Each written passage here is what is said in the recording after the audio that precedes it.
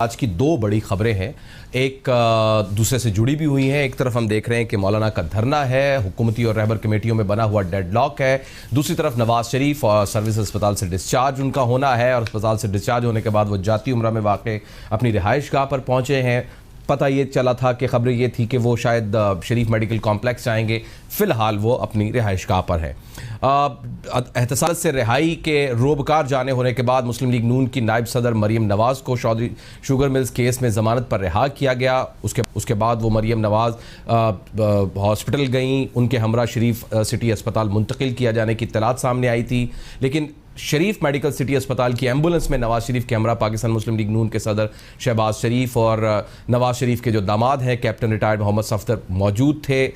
मुस्लिम league नून की जो तर्जुमान है मरीम औरंगज़ेब, उन्होंने कहा है कि सेहत से मुतालिक के नवाज शरीफ के इलाज के लिए उनकी रिहाइशगाह पर इंतहाई निगहदाश्त यूनिट यानी ICU उनके रिहाइशगाह के अंदर कायम कर दिया गया है। फ़िलहाल उनका इलाज उनकी रिहाइशगाह पर होगा।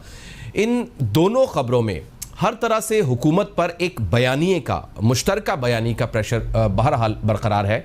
दूसरी जानिब मौलाना के धरने से मुतालिक दूसरी बार DG ISPR का बयान भी आन पहुंचा है। ये इन दोनों खबरों से जुड़ने वाला एक तीसरा ट्रायंगल है। इन तीनों खबरों ने मिलकर एक ट्रायंगल बनाया है और इसी का आज हम एनालिसिस लेंगे।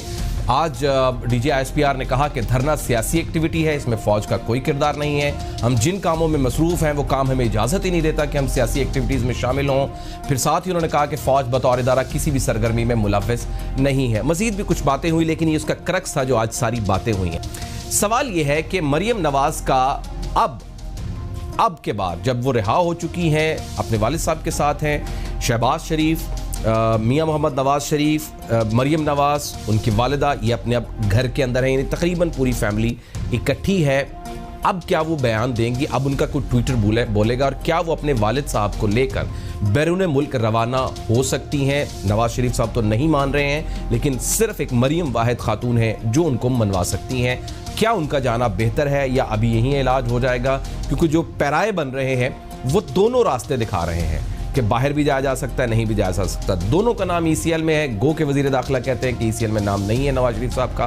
पासपोर्ट मरीम का अदालत में जमा है। इस सारी सूरत हाल के पेश नज़र जो तज्जिया बन रहा है वो लेने के लिए हमारे साथ मौजूद है सीनियर सहाफ़ी, हमारे उस्ताद, तज्जियाकार, कॉलम निगार इसार राना साहब आज हमें जुड़ रहे हैं। सर साहब बहुत बहुत शुक्रिया, आपने मेरे प्रोग्राम को ज़ीनत बख्शी। आप पहली बार मेरे प्रोग्राम में इस तरह बराह रास्त आ रहे हैं, वैसे तो हम आपको प्रोग्राम लेते रहते हैं। ये जो मैंने एक ट्रायंगल बनाई है, क्या यही कोर इशू है इस वक्त पाकिस्तान की ओवरऑल सियासत का? मईशत, हालात, वाक़यात उनको साइड पे रख के गवर्नमेंट जो वो मुल्क चलाने वाला मामला है वो इन्हीं ट्रायंगल्स पर घूम रहा है? देखें, बात ये है कि पहले तो हमें ये तय करना पड़ेगा कि जो ये पाकिस्तान है जी, ये 20 करोड़ अवाम का पाकिस्तान है या ये उम्रा का पाकिस्तान है और उस एलीट क्लास का पाकिस्तान है जिसके लिए इंसाफ, कानून और तमाम चीज़ें जो हैं जब चाहे उनके पैरों में बिछ जाती हैं। ठीक है, ये मैं एक छोटी सी मिसाल देता हूँ कि सुबह के वक्त मरियम को एक अदालत ने कहा कि वो अपने वालिद से नहीं मिल सकती। सही है। और शाम को उन्हें जाके वो मिल ली।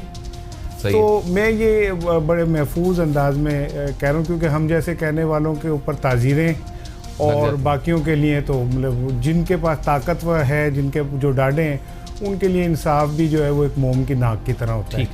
अच्छा, मैं देखें, बात ये कि मरियम को ये जो कहा जा रहा है कि वो लेके जाएंगी, मैं बतौर तजिया निगार में ये समझता हूँ कि मरियम पाकिस्तान से नहीं जाएंगी। ओके। और अगर गए तो मियाँ साहब अकेले जाएंगे, जो उनके लिए खुद एक बड़ा सदमाती लम्हा होगा कि वो अगर अकेले पाकिस्तान से चले जाएं। सही। इसके पीछे क्या आर्गुमेंट्स है सर? उसके पीछे दो चीज़ें हैं। एक तो वो डील है जिसके तहत एक ज़बानबंदी के लिए तय किया गया कि मरियम पाकिस्तान में रहेंगी, उनका पासपोर्ट जब्त है एक अदालत में। उसकी वजह यह है कि ताकि मियाँ साहब ने पिछली दफ़ा जब गए थे और डील करके गए थे जनरल मुशर्रफ से, तो फिर ये कुछ अरसे बाद जाके सऊदी अरब से इन्होंने वो डील को बाईपास करते हुए बयानात का सिलसिला और सियासी एक्टिविटी का सिलसिला शुरू कर दिया था। ठीक है। तो अब मरियम यहाँ रहेंगी ताकि अगर कभी ऐसा हो तो मरियम यहाँ मौजूद हैं, उनसे हिसाब बराबर किया जा सके। ठीक है। दूसरी चीज़ ये खुद मियां नवाज शरीफ साहब के लिए एक बहुत बड़ा ये इम्तहान था कि अगर वो मरियम को लेकर पाकिस्तान से बाहर चले जाते हैं तो शहबाज शरीफ मुस्लिम लीग नून के सरबराह के तौर पे कुल मुख्तार हो जाएंगे। और वो बयानिया जो नवाज शरीफ साहब का है वो शहबाज शरीफ का बयानिया नहीं है। तो फिर होगा ये कि मियां नवाज शरीफ का बयानिया तो खत्म हो जाएगा। और अगर इस पॉइंट पर सर अगर आते हैं तो क्या वो साहब जो कल डिस्चार्ज होते हैं और वेट करते हैं कि उनकी बेटी आए तो वो जाएं, और आपको याद होगा जिस रेस्ट हाउस में, डयाला रेस्ट हाउस में इनको रखा जा रहा था और उसका मामला भी आपको पता है कि नहीं, उनको मना कर दिया गया था कि इधर नहीं रहना है। ऐसी सिचुएशन वाले वालिद साहब, ऐसी सिचुएशन वाली बेटी और दोनों का रिलेशन, क्या ये मुमकिन है कि नवाज शरीफ साहब अकेले चले जाएं? जी देखें, अगर वो अपनी सियासी बका चाहते हैं, क्योंकि इतनी आबियारी, इतनी उन्होंने इस अपने मुस्लिम लीग नून को इस जगह लाने में उन्होंने बहुत मेहनत की है। अब अगर वो बाहर चले जाते हैं तो फिर पीछे से शहबाज शरीफ साहब के पास मुस्लिम लीग की भागदौड़ आ जाएगी, जिसके दो नुकसान हैं। ओपन रूट होगा फिर जी, वो अपना बयानिया खुल के चला सकते हैं। इसका मतलब ये हुआ राना साहब, इसका मतलब ये है कि फिर बयानिए दो नहीं है, एक्चुअली रास्ते दो हैं, और उस रास्तों को एक करने के लिए सिर्फ एक वाहिद मरियम नवाज हैं जो उसको एक बना सकती हैं। इसका मतलब ये बिल्कुल ऐसे ही है। और अगर मरियम पाकिस्तान में रहती हैं तो इसका मतलब ये कि मियां नवाज शरीफ की सियासत पाकिस्तान में जिंदा रहती है। अदरवाइज अगर मियां साहब पाकिस्तान से बाहर चले गए और मरियम भी पाकिस्तान से बाहर चली गई तो मुस्लिम लीग नून में एक बहुत ताकतवर सीनियर्स का तबका है जो चाहते हैं कि नवाज शरीफ का बयानिया को हम एक साइड पे रख के हम कुछ लो दो की बुनियाद पे और कुछ मामला तय करने की बुनियाद पे हम आगे पाकिस्तान की सियासत में बढ़ सकें। और आप जो मुस्लिम लीग नून है वो इस वक्त तैयार है इस बात के लिए। अच्छा, दिलचस्प बात यह है कि इस बार 3 फरीक हैं इस सारी गेम के ट्रायंगल के। एक हुकूमत, जिसमें इदारे भी शामिल कर लें, एक मुस्लिम लीग नून खुद और एक शरीफ खानदान। ये तीनों ये चाह रहे हैं कि मियां साहब बाहर चले जाएं। हुकूमत भी चाहती है, मुस्लिम लीग नून भी चाहती है और शरीफ खानदान भी चाहता है कि मियां साहब बाहर चले जाएं। लेकिन एक चीज नहीं, आपके कहीं वही, सॉरी टू कट यू मेरे उस्तादों में से मैं, लेकिन इसका मतलब कहीं ये तो नहीं है ये वही बात कि यही डॉक्टर्स जो थे हॉस्पिटल वाले, सर्विस हॉस्पिटल से ये माफिया मांग रहे थे अल्लाह करे हम हमारी जान छूट जाए, मामला सीरियस था। यानी हुकूमत ये चाह रही है कि इनकी सेहत ठीक नहीं है, ये बाहर जाके इलाज करवा ले ताकि हम बरियो जिम्मा हो जाए। खुदा ना खास्ता, खुदा अल्लाह इनको सेहत दे, खुदा ना खास्ता अगर कोई सूरत हाल खतरनाक बनती है, अल्लाह ताला मियां साहब को सलामत रखे, उन्हें सेहत तंदुरुस्ती दे, हम उनके लिए दुआ गो हैं। लेकिन मैंने दुनिया का ये पहला पेशेंट देखा है और पहले दुनिया का पहला मिरेकल है ये, मेडिकल मिरेकल, जिसमें एक पेशेंट जिसके मुतालिक ये कहा जा रहा था कि उसके प्लेटलेट्स गिर गए हैं और ज़मीन में दफन हो गए। वो पैरों से चलता है और पैरों से चल के और वो किसी हॉस्पिटल जाने के बजाय वो अपने घर के कमरे में चला जाता है। दुनिया का बहुत बड़ा मौजज़ा है। और ये मौजज़े सारे मेरा ख्याल है इन लोगों के नाम से ही मंसूब हैं कि देखे ना, 16 दिन रहे, 16 लाख रुपए सरकारी खर्चे गए उनके ऊपर। और ये सरकारी हॉस्पिटल्स का आलम यह है कि हुकूमत ने दवाइयाँ जो मिलती थी ना मुस्तहिकीन को वो भी बंद कर दी है। तो यानी कि मुस्तहिक तो दुनिया में फिर यही रोग लगाएगा। अच्छा, ये तो हमने एनालिसिस कर दिया जो ग्राउंड रियलिटीज़ है। मैं आपको बड़े करीब से जानता हूँ, आपके पास साइड स्टोरीज बहुत होती हैं। क्या साइड स्टोरीज हैं, क्या होने वाला? कुछ नहीं होगा, धरना ने जो काम दिखाना था वो दिखा दिया और उसकी आड़ में जितने मामला तय होने थे वो तय हो गए। अच्छा, एक चीज़ यहाँ पे मैं एक ज़रूर अर्ज करूँगा कि आज जो दुनिया का एक मशहूर रेडियो था श्रीनगर रेडियो, आज से वो ऑल इंडिया रेडियो हो गया है। तो इसी तरह 90 दिन मुकम्मल होने के बाद श्रीनगर और लद्दाख वगैरह जो थे वो भारत का हिस्सा बन गए। ना हमारा मीडिया के पास इतना टाइम था कि आज उसको रिपोर्ट किया, बिल्कुल रिपोर्ट किया जाता, ना हमारे सियासतदानों के पास इतना टाइम था कि उस पर प्रोटेस्ट करते, ना हमारी हुकूमत के पास इतना था कि वो इंटरनेशनल फोरम्स पे जाके शोर मचाती, क्योंकि हमने धरने का एक ड्रामा खेलना था। ये धरना, मेरी बात याद रखना जी, ये धरना अपोजिशन का धरना नहीं था, ये धरना हुकूमत का धरना था। इसने सबसे ज्यादा फेवर हुकूमत को किया और इदारों को किया जिनके ऊपर प्रेशर था कश्मीर के हवाले से, और वो 1 महीना वो प्रेशर वो खत्म हो गया। अगर ये धरना ना होता तो पाकिस्तान में रैलियां निकलती, जुलूस निकलते, कुछ करें वहां पे, वहां ऐसा हो गया, कश्मीर में मर रहे हैं हमारे बहन भाई, हमारी बहनों के साथ ज्यादती हो रही है, हमारे 13 से 14 साल की उम्र के बच्चों को जेल में डाला जा रहा है। खत्म हो जाता। हम सड़कों पे निकल आते, मैं निकल आता, बिल्कुल मैं वो तकलीफ नहीं, लेकिन हमें इस खूबसूरती से मौलाना फजलुर रहमान को आप क्या समझते हैं कि वो कोई बड़े नजरियाती से आदमी है? पिछले 20 साल से वो अपने नजरियात कभी नून लीग को भेज देते, कभी वो पीपल्स पार्टी को भेज देते, कभी वो डिक्टेटर को भेज देते। उनके नजरियात जो हैं वो नीचे बिकने वाले पॉपकॉर्न से भी सस्ते हैं। मैं उनको वैसे शार्प मैन नहीं कहता, चालाक या होशियार नहीं, मैं उनको कहता हूँ smart man. He is a smart man, smart play कर देता है। दिन बिल्कुल ठीक है, वो स्मार्ट प्ले करते हैं, लेकिन बात ये कि यार इससे कौम को हमें क्या मिल रहा है, इस अवाम को क्या मिल रहा है? अब जरा मरियम की तरफ आए सर। मरियम नवाज का ट्विटर जब बोलता है ना सर, तो नो डाउट एक बयानिया बनाता है, एक नैरेटिव बिल्ड करता है। नवाज शरीफ साहब का तो खामोश है। अब जो सिचुएशन बनी हुई है, क्या मरियम नवाज साहिबा बात करेंगी? अभी कुछ दिन नहीं करेंगी। और अब मुस्लिम लीग नून, वो जो तुम साइड स्टोरी की कह रहे थे ना, मुस्लिम लीग नून कुछ दिनों बाद अवामी राब्ता मुहिम शुरू करने जा रही है। ये under the umbrella of Shahbaz Sharif होगा। ओके। लेकिन इसके पीछे मरियम मौजूद होंगी और जहाँ जहाँ उनकी ज़रूरत पड़ेगी वो हिस्सा लेंगी। लेकिन वो जो देखें, नवाज शरीफ साहब को आज बाहर निकालने में किसी ने किरदार अदा किया हो या ना किया हो, उनको अंदर भिजवाने में मरियम का किरदार बहुत है। ठीक है। उनकी शोला फशानी ने किसी को नुकसान नहीं पहुंचाया, उनकी शोला फशानी ने उनके वालिद को नुकसान पहुंचाया। और उनके जो हमदर्द थे उन्हें ये समझाते रहे कि आप ऐसा ना करें। आप एक फिजा शहबाज शरीफ बनाते थे और उनका एक ट्विटर जो है वो सब कुछ जला के राख कर देता था। बिल्कुल सही। ये ठीक है कि अगर वो ये करती थी, उनके एक नजरियात थे और वो अपने नजरियात पे खड़ी थी और उसकी उन्होंने कीमत भी पे करना चाह रही थी, तो फिर तो ठीक था। लेकिन अगर उसकी कीमत यही थी जो आज हमने हासिल की, और वो मियाँ साहब जो थे, मीडिया में एक ड्रामा, एक हाइप क्रिएट की गई कि अल्लाह ना करे मियाँ साहब की जिंदगी को खतरा है। वो कहाँ गए वो अदालती जुमले के जी, अगर इनकी ज़िंदगी को कुछ हुआ तो कौन जिम्मेदार होगा? आज कोई डॉक्टर नहीं, कोई हॉस्पिटल नहीं, वो अपने घर चले गए। क्या सुबह अदालत पूछेगी मियाँ साहब के वकला से कि आपने इनकी जान को खतरा कैसे डाल दिया है घर ले जाके? खबरें मौसूल हो रही हैं कि हुकूमत की कारोबार दुश्मन, गलत टैक्स पॉलिसियों और ब्यूरोक्रेसी के रवायती हथकंडों के बाद वैल्यू एडेड टेक्सटाइल सेक्टर का माली बहरान शिद्दत इख्तियार कर गया है और इस शोबे की 45 से ज्यादा छोटी और दरमियानी दर्जे की सनतों ने अपनी पैदावारी सरगर्मियां बंद कर दी हैं। वैल्यू एडेड टेक्सटाइल सेक्टर के 10 एक्सपोर्टर्स एसोसिएशन के रहनुमाओं ने मुश्तरका प्रेस कॉन्फ्रेंस की, खिताब किया और कहा कि बरामद कुनिंदगान के सेल्स टैक्स रिफंड्स की अदायगी में ताखीर बरकरार रहने की वजह से छोटी और दरमियाने दर्जे की सैकड़ों सनतों की बंदिश के खतरात पैदा हो गए हैं। ये बातें भी हुई और उसके बाद हमने ये भी देखा कि इसके बाद एक प्रेस कॉन्फ्रेंस की एप्टेमा के चेयरमैन ने, और उन्होंने इस बारे में बहुत डिटेल में हमें समझाया कि असल में कहानी हुई क्या है। ये बताया गया कि अक्टूबर 2019 के 4 माह में सेल्स टैक्स की मद में बरामद कुनिंदगान के 256 अरब रुपए फंस चुके हैं, जबकि पुराने sales tax, DLTL, customs rebate और विद होल्डिंग की मद में 105 अरब रुपए कई साल से फंसे हुए हैं। टेक्सटाइल मिल्स एसोसिएशन ने रिफंड की अदम अदायगी के और बदतरीन मालियाती बहरान के तसलसल के बायस रवा माह का सेल्स टैक्स अदा करने की भी धमकी दे दी है। कल हमने देखा एप्टेमा के सेंट्रल चेयरमैन अमानुल्लाह कासिम साहब ने दीगर ओहदेदारों के हमरा प्रेस कॉन्फ्रेंस की और कहा कि टेक्सटाइल सेक्टर के बरामद कुनिंदगान संगीन मालियाती बहरान में मुब्तला होने की वजह से टैक्सों के साथ अपने वर्कर्स को तनख्वाह देने की भी सकत नहीं रखते हैं। साथ में उन्होंने कहा कि हुकूमत ने सेल्स टैक्स रिफंड्स पर बॉन्ड्स जारी किए, लेकिन दिलचस्प अमर यह है कि इन रिफंड बॉन्ड्स पर हुकूमत की कोई जमानत नहीं दी गई। यही वजह है कि इन जारी करदा रिफंड बॉन्ड्स को ना बैंक कबूल कर रहे हैं और ना ही वो कैश हो रहे हैं।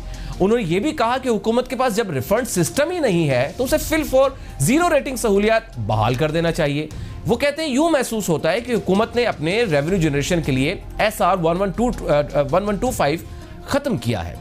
आइए उन्हीं से बात करते हैं। हमारे साथ मौजूद है चेयरमैन एप्टेमा अमानुल्लाह कासिम साहब। सर बहुत बहुत शुक्रिया सर आपके वक्त का। सर अब क्या इशू हो गया है, क्या वादा था हुकूमत का, अब क्या हुआ? पता चला है कि textile industry serious liquidity crunch से मुब्तला हो गई है, क्या मामला है सर? सर इन्होंने अस्सलाम वालेकुम, मैं आपका शुक्रगुजार हूँ और कैपिटल टीवी का कि आपने मुझे अपने शो पर मौजूद किया सर, पहली बात। प्लीज। दूसरी बात सर, ये गवर्नमेंट ने जब हमें SR 1125 खत्म किया तो हमारी इनसे मुलाकात भी हुई थी, FBI के चेयरमैन से भी मुलाकात हुई थी। ठीक है। उन्होंने हमें कहा था कि 72 आवर्स में आपको रिफंड मिल जाएगा सेल टैक्स एक्सपोर्ट के बाद। ठीक है।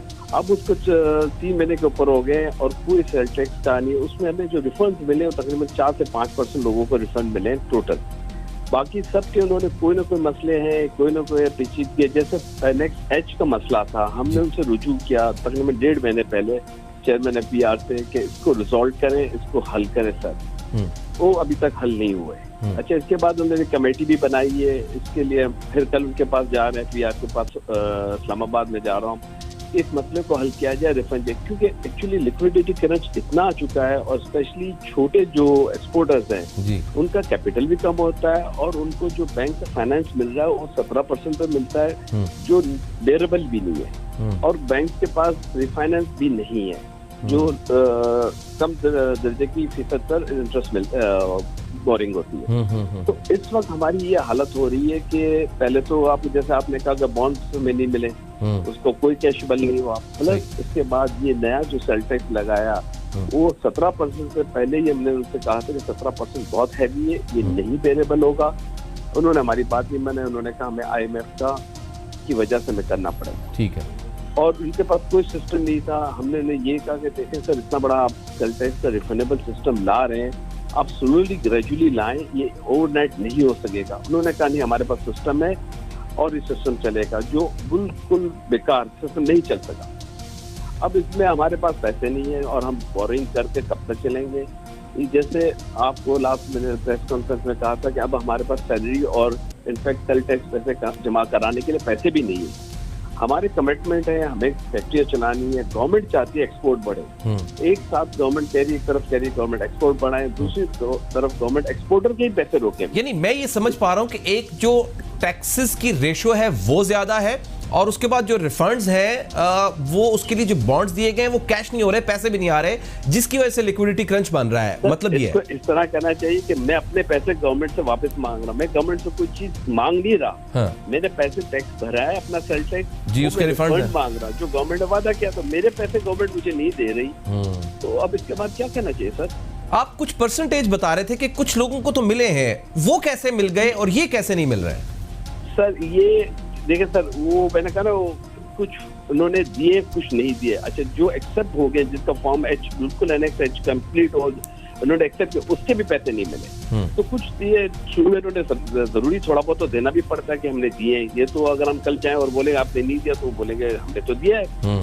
तो अच्छे एक्चुअली 95% नहीं मिला, उसके मतलब ना होने के बराबर है ना। तो अब कल आपने प्रेस कॉन्फ्रेंस भी, डॉक्टर साहब आपने कल प्रेस कॉन्फ्रेंस भी की है, आपने कहा कि फंड्स की अदम अदायगी के और बदतरीन मालियाती बहरान के तसलसल के बायस हम रवा माह का सेल्स टैक्स अदा नहीं करेंगे। क्या ये फाइनल हो गया कि अब नहीं करेंगे, और क्या इस पर आपकी किसी हुकूमती ओहदेदार ने बात की है? नहीं सर, मैंने ये नहीं कहा नहीं करेंगे, हम कर नहीं सकेंगे। कर नहीं सकेंगे, ठीक है, ठीक है, जाहिर पैसे नहीं होंगे तो कैसे करेंगे?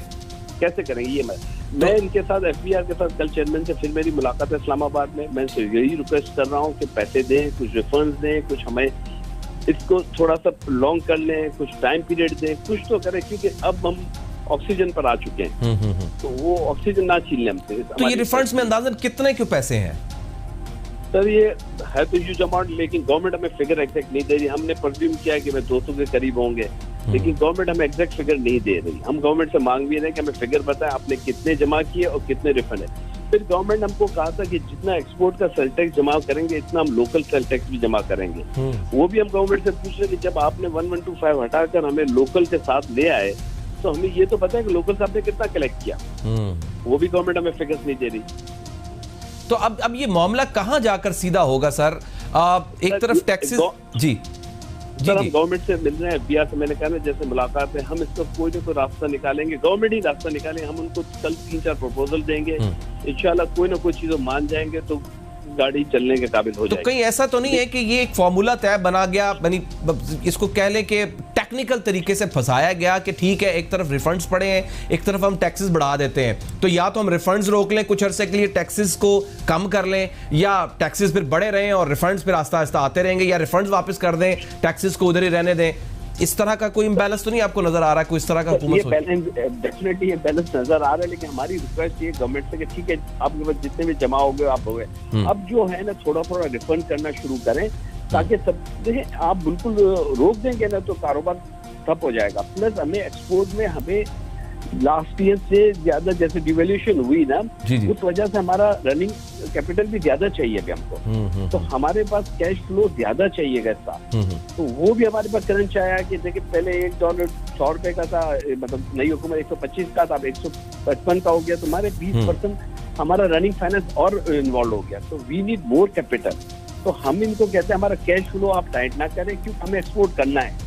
और हम देखिए एक्सपोर्ट की फिगर्स भी अच्छी आ रही है, डिवैल्यूएशन की भी वजह है, लोग भी मेहनत कर रहे हैं और गवर्नमेंट चाहती भी है कि एक्सपोर्ट बढ़े, लेकिन एट द सेम टाइम ये प्रॉब्लम भी साथ में आ रहा है कि हमारे रिफंड्स नहीं मिल रहे। तो इंशाल्लाह मेरी है कि मैं कोशिश पूरी कर रहे हैं, हम सब कर कोशिश कर रहे हैं कि गवर्नमेंट से कोई ना कोई नेगोशिएट हो जाए या कोई ना कोई रास्ता नजर आ जाए। अगर ये रास्ता 15-20 दिन में नहीं मिला तो तकलीफें बढ़ जाएंगे हमारी। ठीक है, तो गवर्नमेंट से हमारी रिक्वेस्ट है कि अब मुझे जरा एक लास्ट क्वेश्चन आपसे मैं जानना चाह रहा हूं कि इस लिक्विडिटी क्रंच जब से ये क्रिएट हुआ है अब तक नुकसान क्या हो चुका है?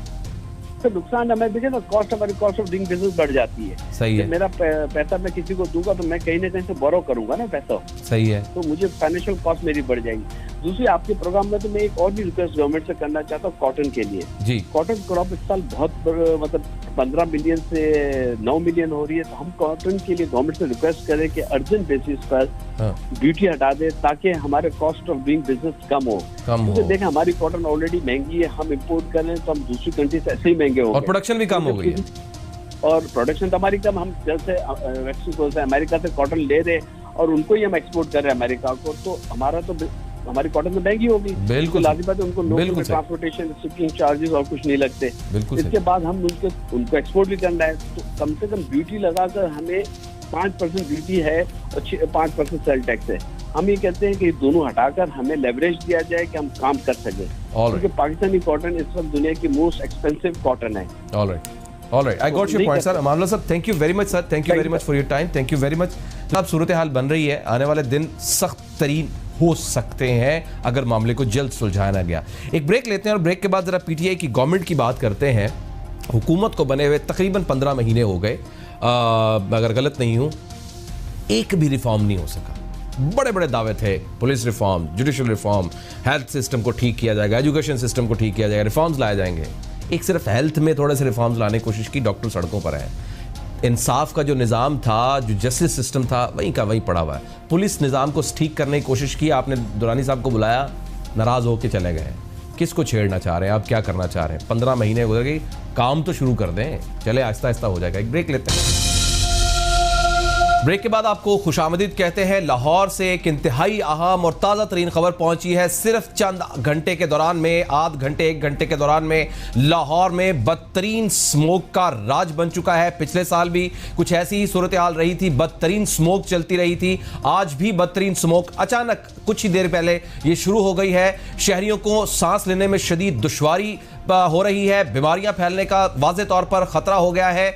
लाहौर में जो एयर क्वालिटी इंडेक्स है, AQI इसे बोलते हैं, ये AQI एयर क्वालिटी इंडेक्स 867 तक जा पहुंचा है। मैं आपको इस ग्राफ का बताता हूं कि किस किस क्वालिटी में जब क्या क्या रेंजेस होती हैं। अगर 0 से 50 तक ये AQI एयर क्वालिटी इंडेक्स हो तो इसको गुड कहा जाता है। अगर 51 से 100 हो तो इसको मॉडरेट कहा जाता है। और अगर 101 से 150 हो तो अनहेल्दी या फॉर सेंसिटिव ग्रुप, जिनको सांस लेने की प्रॉब्लम्स होती हैं, उनके लिए होता है। अगर 151 से 200 हो तो अनहेल्दी होता है। और अगर 201 से 300 तक हो वेरी अनहेल्दी होता है। और अगर 301 से 500 हो तो हैजर्डस हो जाता है। ये मैरून कलर में इसको शो करते हैं। और जो मेरे पास इस वक्त ग्राफ आ रहा है उसके मुताबिक ये लाहौर चिड़ियाघर के गिरदोनिवाह में एक तरफ 621, एक तरफ 731 आ रहा है और तीसरी तरफ 867 भी आ रहा है। खास तौर पर ये जो पंजाब असेंबली है, इसको गिरदोनिवाह में, मॉल रोड के गिरदोनिवाह में 867 ये AQI आ रहा है हमारे पास। और 621 लाहौर चिड़ियाघर के बिल्कुल सामने जो डेविस रोड का इलाका है उसकी तरफ एचिसन कॉलेज या इसके इर्द गिर्द भी कुछ ऐसी सूरत हाल है। जब एयर क्वालिटी इंडेक्स को आप ब्राउज करते हैं तो आपको क्लियर कट पहुंचता है। अब शहरियों की आंखों में शदीद जलन की शिकायत भी शुरू हो चुकी है, खास तौर पर जो एस्थमेटिक हैं, जो हाइपरटेंसिव हैं, जिनको ब्रोंकियल हाइपरटेंसिविटी कहा जाता है, ऐसे पेशेंट जो है उनके लिए बहुत खतरनाक सूरत हाल बन चुकी है। सोशल सोशल मीडिया पर खतरनाक स्मोक को लेकर एक बड़ी बहस चल रही है।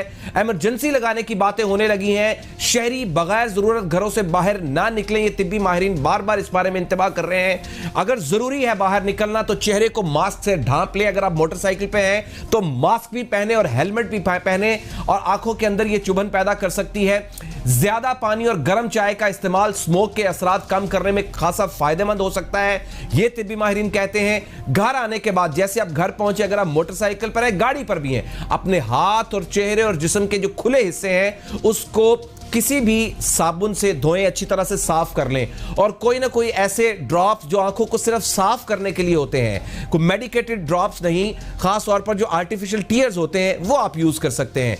लाहौर में इस वक्त बदतरीन स्मोक का राज है। शहरियों को शदीद सांस लेने में दुश्वारी भी पैदा हो रही है। लोग बाहर निकले जो हुए हैं वो जगह जगह पर मोटरसाइकिलों को रोककर इस दुश्वारी को रोकने की कोशिश कर रहे हैं। लेकिन जो सूरत हाल है, जो एयर क्वालिटी इंडेक्स हमें बता रहा है 867 तक इस वक्त पहुंच चुका हुआ है, और ये बहुत खतरनाक सूरत हाल है। ये समझ लिए कि पीक से भी ऊपर है, जिसको डेड एंड कहा जाता है, ये उससे भी ऊपर है। तो बीमारियां, सांस की बीमारियां फैलने का खदशा हो गया है। इससे एक तो सांस की बीमारी, नजला जुकाम, गला खराब हो सकता है, बुखार हो सकता है, आंखों में अशूबे चश्म जिसे कहते हैं, इन्फ्लेमेशन जिसे ऑक्यो इन्फ्लेमेशन कहते हैं, वो हो सकता है।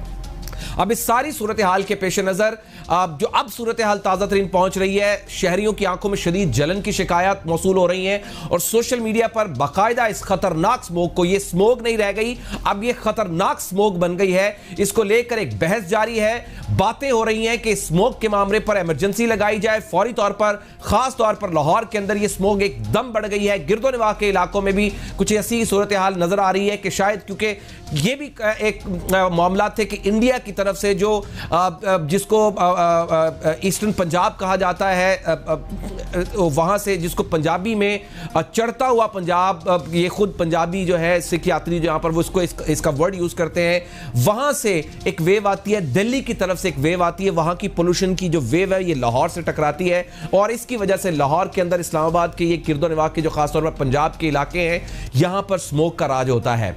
तिब्बी माहिरीन जो कह रहे हैं वो भी जरा गौर से सुन लीजिए। खास तौर पर ये सेगमेंट मैं कर रहा हूं कि जो शहरी हैं बगैर जरूरत घरों से बाहर ना निकलें, जरूरत है तो चेहरे को मास्क से ढांप लें, ट्रांसपेरेंट, रात का टाइम है, ट्रांसपेरेंट ग्लासेस जरूर लगा लें, ज्यादा पानी पिएं, गर्म चाय का इस्तेमाल स्मोक के असरात को कम करने के लिए फायदेमंद होता है। घर वापस आए तो अपने हाथ, चेहरे और खुले हिस्सों को साबुन से धो लें।